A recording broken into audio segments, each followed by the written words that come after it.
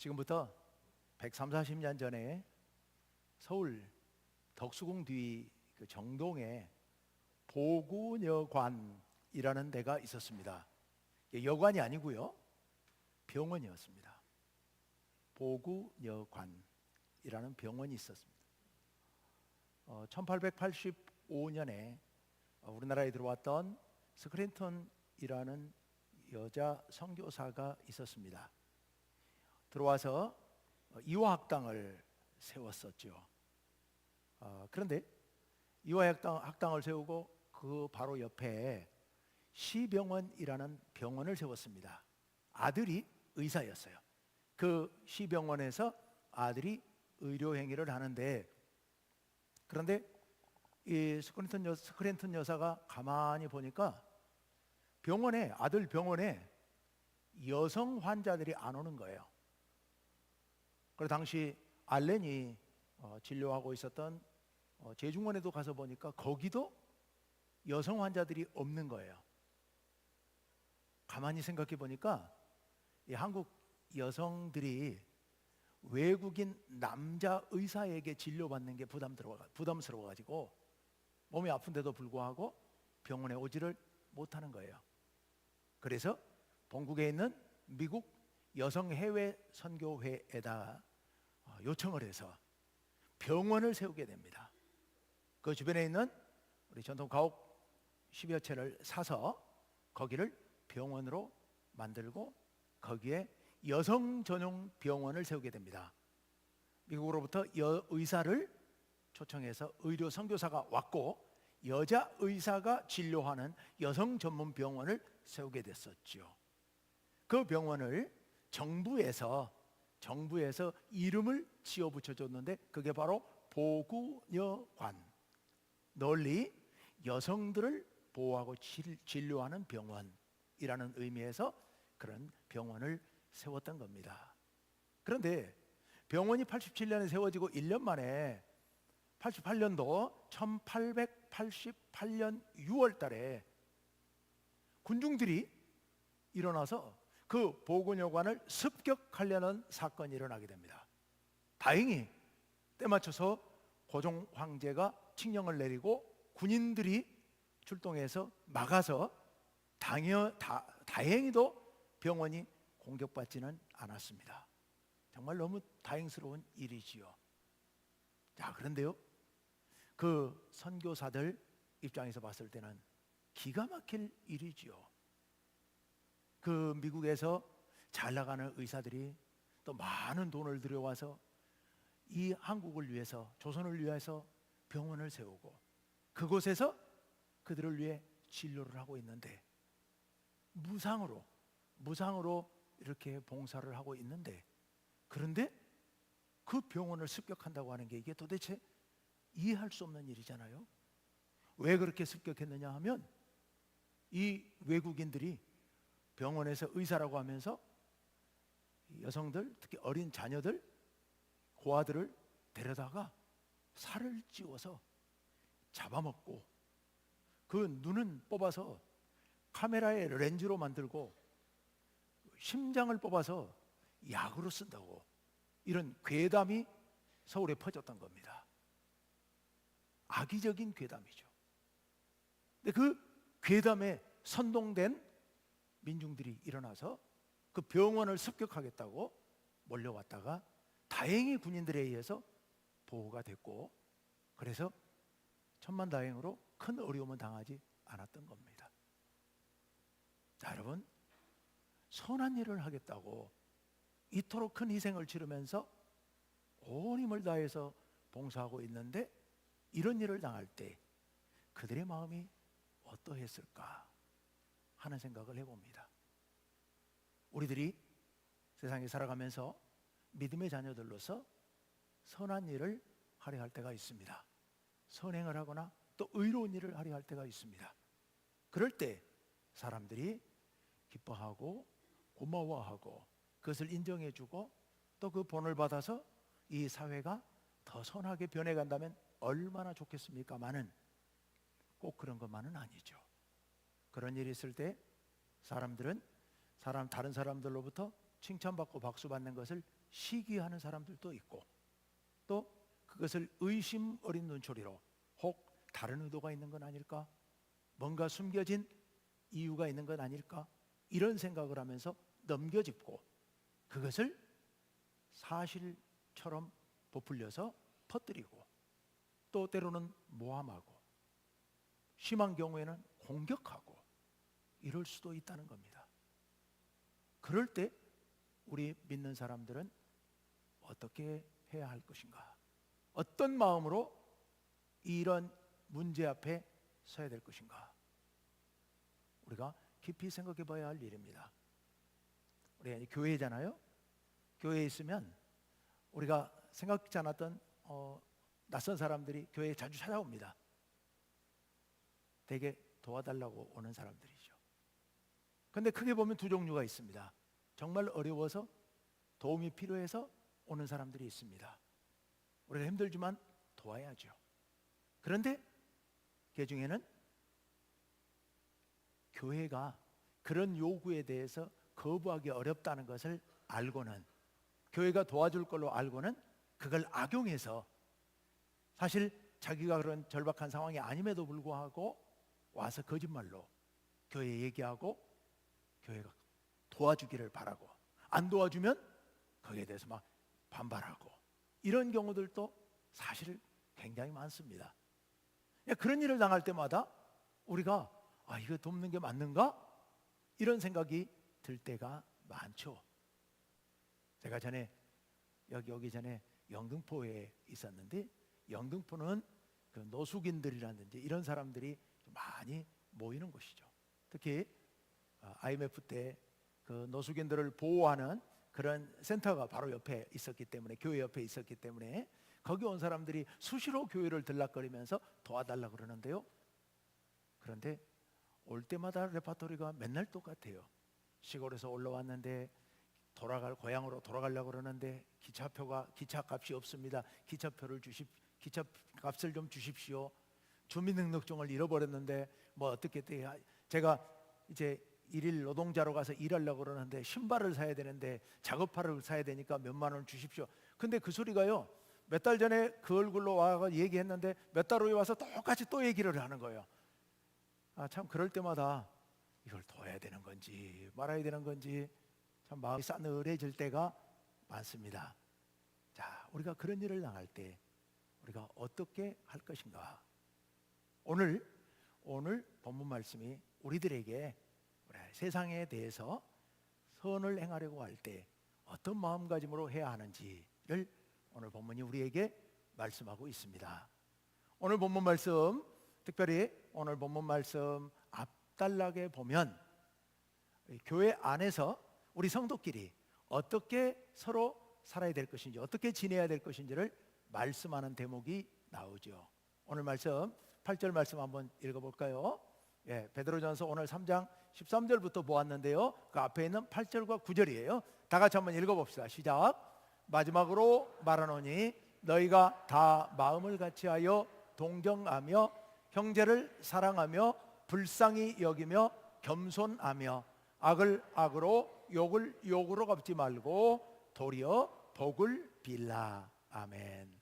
8절 말씀에 있는 것처럼 우리 서로를 불쌍히 여기고 서로 돌아보고 하라.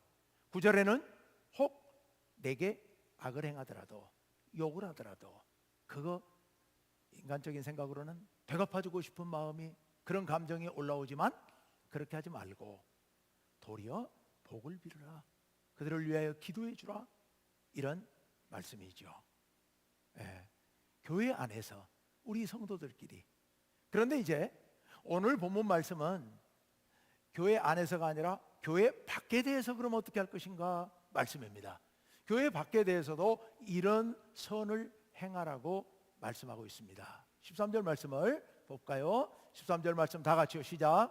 또 너희가 열심으로 선을 행하면 누가 너희를 해하리요. 아멘. 너희가 열심으로 선을 행하라. 그러면 세상 사람들이 너희를 해치지 못할 것이다. 사실 이 고린도전서 편지를 받는 수신인들은 지난주에 말씀드렸습니다마는 터키 사방에 흩어져서 신앙생활에 가고 있는 그런 믿음의 자녀들이었습니다.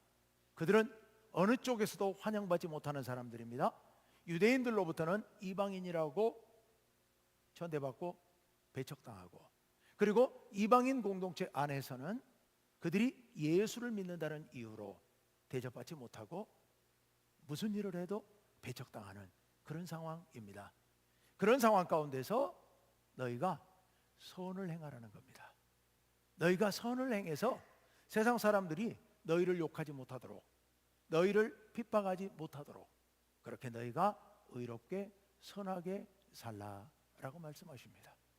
자, 이렇게 선하게 살아서 사람들이 인정해주고, 사람들이 그들을 핍박하지 않고 존중해주고 그들을 본받고 이렇게 한다면 얼마나 좋겠습니까? 많은 꼭 그렇지만은 못한 게 현실입니다. 우리의 현실도 그렇고요. 앞에서 말씀드렸던 것 같은 그런 일들이 벌어질 수도 있습니다. 그러면 그럴 때 어떻게 할 것인가 하는 말씀이 14절에 나오고 있습니다. 14절 말씀을 다 같이 읽습니다. 시작. 그러나 의를 위하여 고난을 받으면 복 있는 자니 그들이 두려워하는 것을 두려워하지 말며 근심하지 말고. 아멘. 의를 위하여 고난을 받으면, 분명히 의를 위해 일했습니다. 선행을 행했습니다. 그런데도 불구하고 고난이 닥칠 수 있다는 겁니다. 아까 보근여관 그 병원에 진료하던 의사들, 선교사들, 그런 고난을 당할 수도 있습니다. 분명히 의로운 마음으로 선한 마음을 품고 이렇게 행하는데도 불구하고 핍박이 가해질 수 있고 고난이 닥칠 수가 있습니다. 그럴 때 어떻게 할 것인가? 여러분, 구약 성경에 보면 여러 선지자들이 많이 있는데요, 그 선지자들이 늘 이런 핍박을 당했지요. 아모스 선지자, 남유다에서 농사를 짓던 선량한 시민이었습니다. 하나님께서 그를 부르셨죠. 네가 내 말을 전하라. 어디에 가서요? 북이스라엘에 가서. 남의 나라, 물론 같은 민족이지만 남의 나라 저 북이스라엘에 가서 내 말을 전하라. 그래서 아모스 선지자가 순종하고 북이스라엘의 사마리아와 에덴, 저 베델로 갑니다. 베델에 가서 하나님의 말씀을 선포하죠. 근데 그 하나님의 말씀이 비록 하나님의 말씀이지만 북이스라엘의 권력자들에게는, 왕에게는, 고관들에게는 듣기 싫은 말입니다. 잘못하고 있다고 책망하는 말이고 회개하라는 말입니다. 그러니 그들이 그 말을 순순히 받아들이지를 않습니다. 그래서 하나님의 말씀을 전하는 아모스를 핍박하죠. 그 북이스라엘의 제사장들이 그를 핍박하고 위협하고, 너의 나라 가서 남유다에 가서나 복음을 전하지 왜 남의 나라에 와서 네가 이런 분란을 만들고 있느냐, 왜 우리나라를 어지럽게 만들고 있느냐 라고 해서 심하게 핍박합니다. 여러분, 그로부터 또 100여 년 지난 뒤에 예레미야 선지자요. 예레미야 선지자는 남유다 사람이고 남유다의 선지자입니다. 제사장이었죠. 어린 나이에 하나님의 부르심을 받습니다. 그리고 유다에 하나님의 말씀을 선포하라고 합니다. 평생토록 50년 60년 동안 하나님의 말씀을 선포합니다. 그런데 그 말씀의 핵심 내용이 뭡니까? 회개하라는 거예요. 회개하고 너희의 죄를 돌이키라는 겁니다. 그리고 바벨론이 너희를 침략해 올 텐데 바벨론에 복종하라는 겁니다. 이 말이 그들에게는, 유다의 백성들에게는 도저히 받아들일 수 없는 말이었죠. 그래서 남유다의 고관들, 왕은 바벨론이 침략해 들어오니까, 압박해 오니까 가까이 있는 애굽과 친해서 애굽의 힘을 빌려서 바벨론을 막아보려고 하고 있습니다. 그런데 예레미야 선지자 하는 얘기는 애굽하고 가까이 하지 말고 차라리 바벨론과 화친을 맺으라, 바벨론에 복종하라, 때가 되면 하나님이 너희를 다시 돌이키신다 라고 선포하게 됩니다. 그랬더니 그 유다의 왕과 고관들이 이 예레미야를 입을 막으려고 하죠. 방법은 간단합니다. 예레미야를 가두면 되는 겁니다. 그래서 붙잡아서 핍박을 가하고 감옥에 가두고 깊은 토굴 속에, 웅덩이 속에 던져버리고 먹을 것도 주지 않는 그런 상황. 죽을 고비를 수없이 넘기면서 평생토록 복음을 전하며 살아갑니다. 그들을 위하여, 북이스라엘을 위하여 아모스를 보내시고 남유다를 위하여 예레미야를 보내시는데, 그들은 자신들의 안위를 위해서가 아니라, 자신들의 영광을 위해서가 아니라 하나님의 말씀을 그들을 위하여 온 삶을 바쳐서 전하고 있는데 아무도 고마워하지 않습니다. 아무도 인정해 주지도 않고 듣지도 않고 순종하지도 않습니다. 이럴 때 그들의 마음이 어땠을까? 그런데 방금 읽은 14절 말씀에서 뭐라고 말씀하십니까? 의를 위하여 고난을 받는 것은 복이다라고 말씀하십니다. 여기 복이다라는 얘기는 행복한 일이라는 얘기입니다. 우리가 영원한 행복을 누릴 수 있는 일이라는 겁니다. 여러분, 의를 위하여 고난을 받는 게 행복이라는 말씀은 여기 아니고 다른 데서도 들으셨던 기억이 나죠? 우리가 잘 아는 마태복음 5장의 산상수훈에 이런 말씀이 있습니다. 10절에서 12절 상반절 말씀에 이렇게 기록이 되어 있습니다. 우리 다 같이 한번 읽어봅시다. 시작. 의를 위하여 박해를 받은 자는 복이 있나니 천국이 그들의 것임이라. 나로 말미암아 너희를 욕하고 박해하고 거짓으로 너희를 거슬러 모든 악한 말을 할 때에는 너희에게 복이 있나니 기뻐하고 즐거워하라. 하늘에서 너희의 상이 큼이라. 아멘. 아멘. 의를 위하여 박해를 받는 자는 행복한 사람이다. 왜냐하면 천국이 그들의 것이니까. 여러분, 의를 위하여 박해를 받는 사람은 하나님 나라의 백성이라는 얘기입니다. 하나님 나라가 그들의 것이다. 또 그런 일로 인해서 너희가 욕을 먹고 또 너희가 너희에게 악한 말을 할 때 그 악한 말을 들으면 너희에게 복이 있다. 그러니 너희는 기뻐하고 즐거워하라. 하늘에서 너희가 받을 큰 상이 예비되어 있다 라고 말씀하시고 있습니다. 여러분, 우리가 비록 우리의 선행을 몰라주고 우리의 착한 의도를 오해한다 하더라도 선을 행하면 하나님께서 우리를 하나님 나라로 인도하시고 큰 상으로 우리에게 주시겠다는 그런 말씀입니다. 오늘 본문 우리가 베드로전서 3장인데요, 베드로전서 2장 20절에는 더 놀라운 말씀이 있습니다. 2장 20절 말씀 다 같이 읽습니다. 시작. 죄가 있어 매를 맞고 참으면 무슨 칭찬이 있으리요? 그러나 선을 행함으로 고난을 받고 참으면 이는 하나님 앞에 아름다우니라. 아멘. 하나님 앞에 아름답다는 얘기는 하나님께서 아름답게 보신다는 얘기입니다. 하나님이 기뻐하시는 아름다운 일이다. 여러분, 우리가 뭘로 갖고 하나님의 마음을 기쁘시게 해드릴 수 있겠습니까? 우리가 뭐가 그렇게 하나님 앞에 이쁘겠습니까? 사실 물론 우리 존재 자체를 하나님께서는 귀하게 여기시고 아름답게 보시지만 특별히 우리가 무슨 일을 해서 하나님 앞에 영광을 돌리겠습니까? 지금 의를 행하다가 고난을 받는 일, 이 일은 하나님 앞에 아름다운 일이다. 하나님 앞에 기쁨을 드리는 일이다 라고 말씀하고 있습니다. 여러분, 우리가 선행을 행하다가 어려움을 당한다 할지라도, 우리가 선행을 해도 아무도 몰라준다 할지라도 그 일이 하나님께 기쁨이 되고 영광이 된다면 할 수 있지 않겠습니까? 예, 하나님께 영광스러운 일이다. 그리고 우리에게 복된 일, 행복한 일이다 라고 말씀하고 있습니다.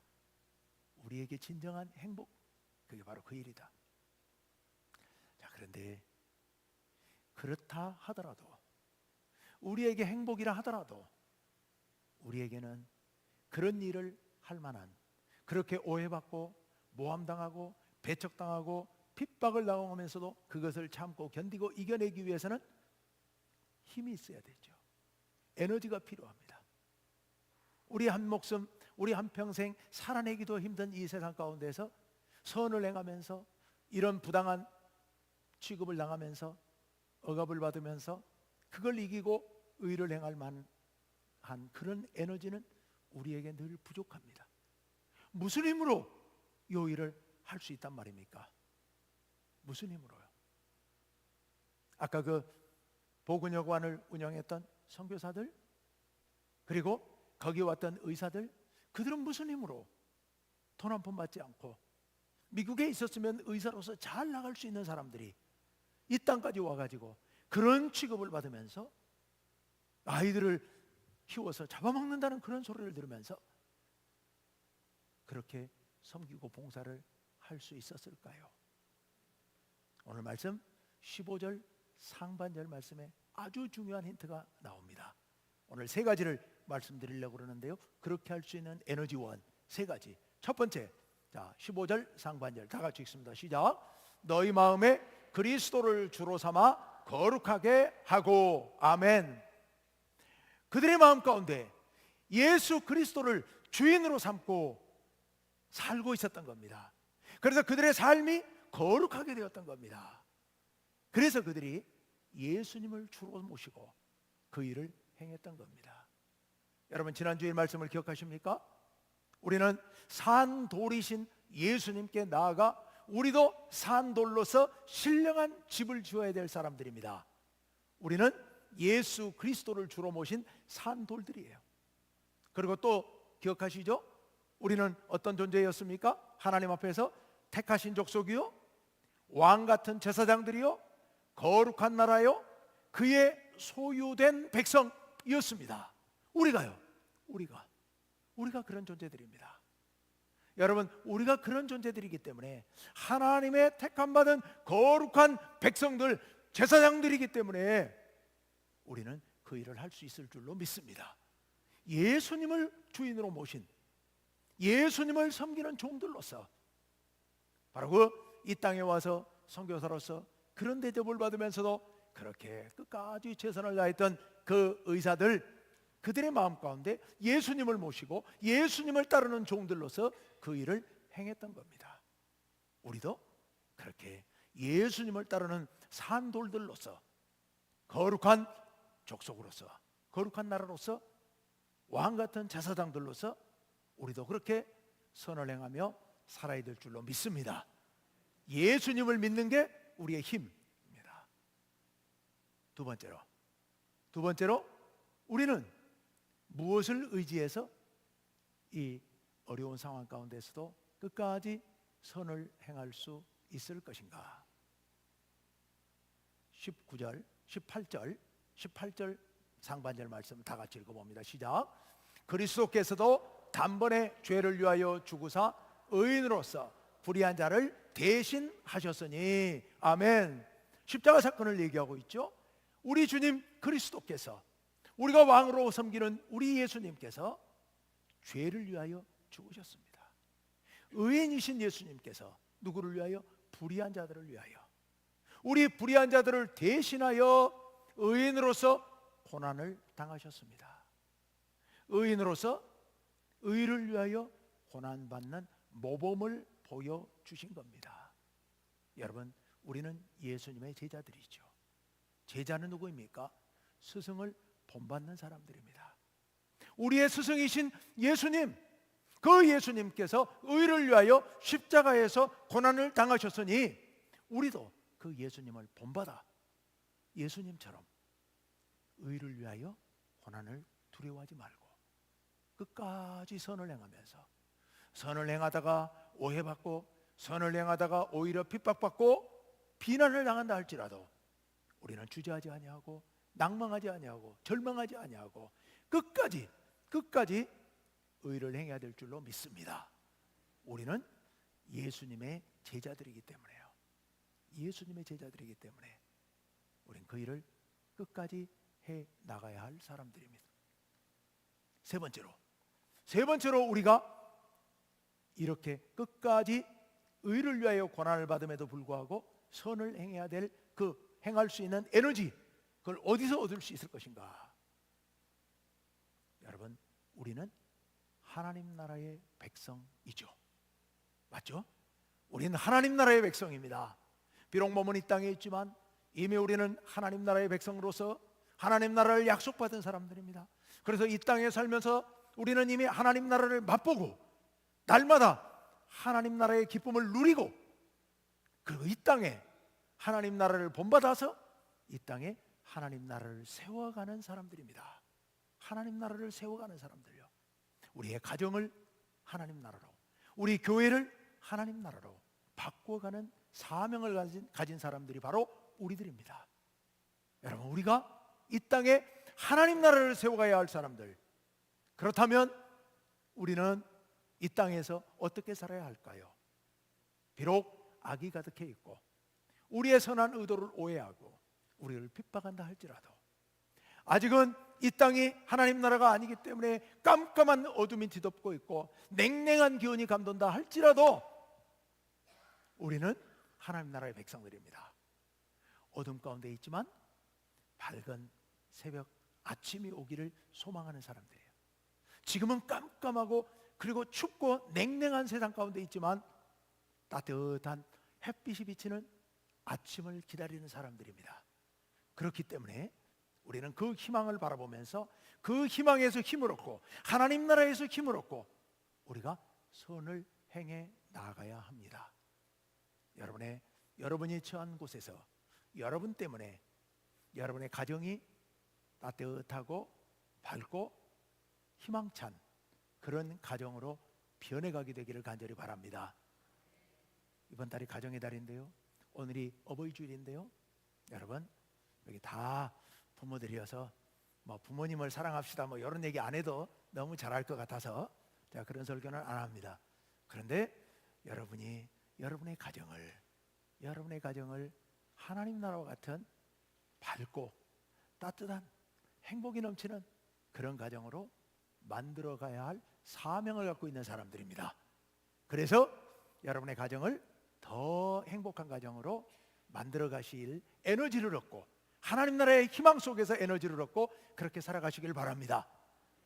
또 여러분 때문에 우리 교회가 더 밝고 행복한 교회가 되도록, 여러분 때문에 여러분이 살고 있는 지역사회가 더 따뜻한 분위기가 흐르는 좋은 사회가 될 수 있도록, 여러분 한 사람이 여러분의 아파트에 살고 있음으로 인해서 여러분이 살고 있는 라인이, 여러분이 살고 있는 층이 더 따뜻하고 행복한 그런 동네가 될 수 있도록 여러분이 힘써야 될 겁니다.